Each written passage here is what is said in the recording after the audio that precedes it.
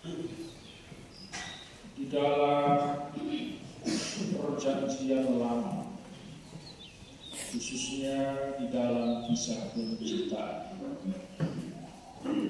manusia lama jatuh akibat dosa. Oleh karena dosa itu, Allah mengutuk manusia dan Allah mengutuk alam ciptaan.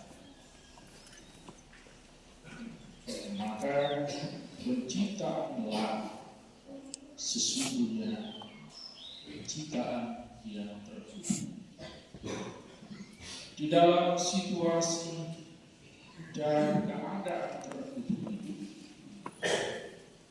Allah juga tetap menyayangi manusia, alam ciptaannya untuk diselamatkan. Maka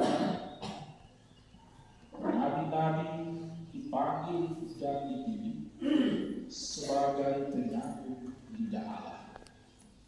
Dan Yesaya yang baru saja kita dengarkan adalah salah satu nabi besar di dalam perjanjian lama yang selalu meramalkan situasi dan keadaan penciptaan baru, situasi dan keadaan pemulihan terhadap tahun ciptaannya.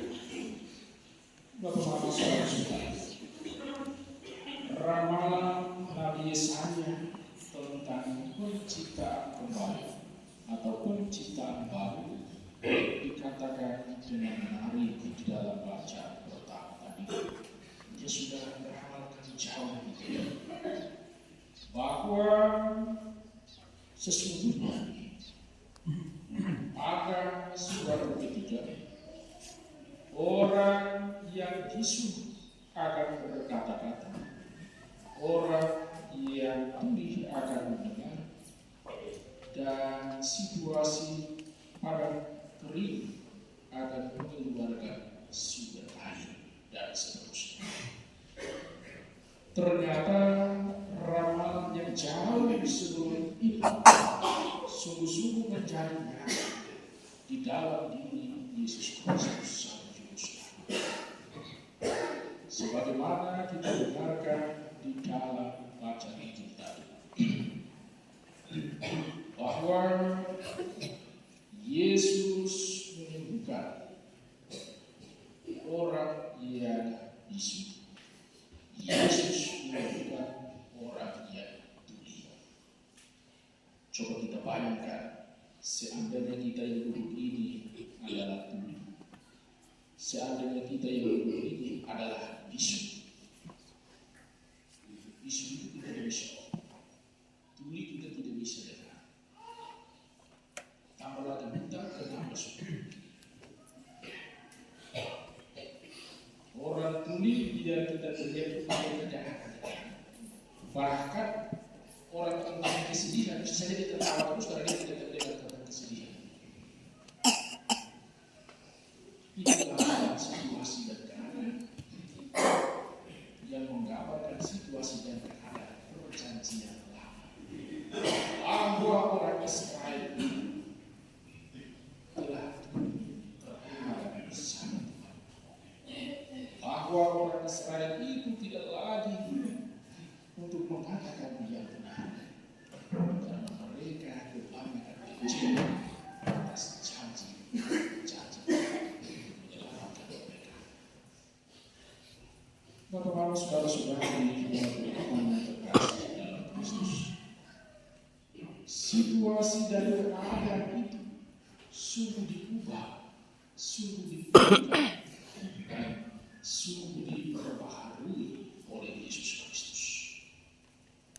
Mari kita identifikasikan diri kita sebagai orang-orang yang terkadang tuli, tidak mau mendengarkan lagi sabda Tuhan. Mari kita identifikasikan diri sebagai orang-orang yang bisu, yang seringkali sulit mengatakan yang benar di dalam hidup kita. Kemudian kemudian ada satu hal yang lain.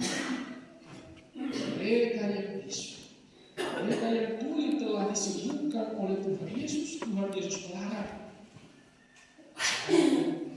beritakan ini kepada siapapun juga. Tetapi mereka ini semakin dilarang oleh Tuhan Yesus, semakin mewartakan kabar sukacita.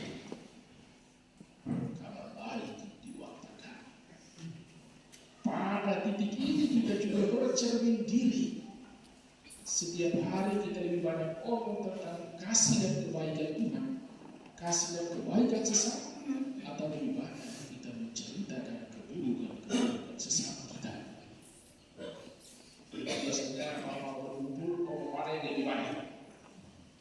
Kalau masuk berkumpul 2-3 orang, tentang kasih dan kebaikan Tuhan, atau orang yang tetangga itu tetangga. Mana yang lebih banyak diwartakan karismatik? Anak-anak Bunda Maria, Mama Maria, kita bercerita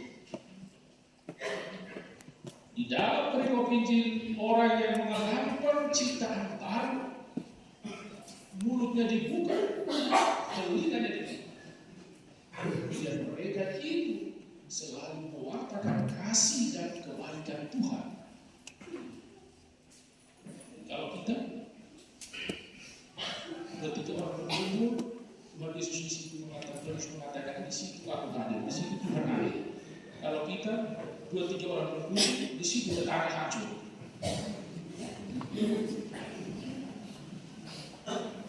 Kalau tetangga hancur, kita ceritakan keburukan orang lain, tidak sadar kita sedang memuji Tuhan Yesus yang mengatakan di mana 2-3 orang berkumpul, di situ aku hadir. Karena di mana ada kasih, di situ Tuhan hadir. Di mana ada kebencian, tidak ada di dalam kebencian. Para saudara-saudari, umat Tuhan yang terkasih dalam Kristus. Kemudian bacaan kedua, sebenarnya kita bercermin diri dan disitulah kita dikritik bahwa terkadang kita memilih orang di dalam pergaulan hidup kita. Tuhan menyebutkan dengan pesta. Ketika ada pesta, orang yang sederhana datang dengan berpakaian yang sangat sederhana, kita mengatakan kamu duduk di belakang, karena ini duduk pastor Robi, ini duduk Dede, ini duduk Bupati, DPR. Kamu yang lain tolong di belakang. Ini biasa terjadi atau tidak ini? Persis ini yang dikritik oleh Tuhan. Karena di dalam Tuhan, pangkat dan kedudukan duniawi tidak berarti. Di hadapan Tuhan kita sama. Karena pangkat dan kedudukan kita yang diberikan Tuhan sejak penciptaan, kita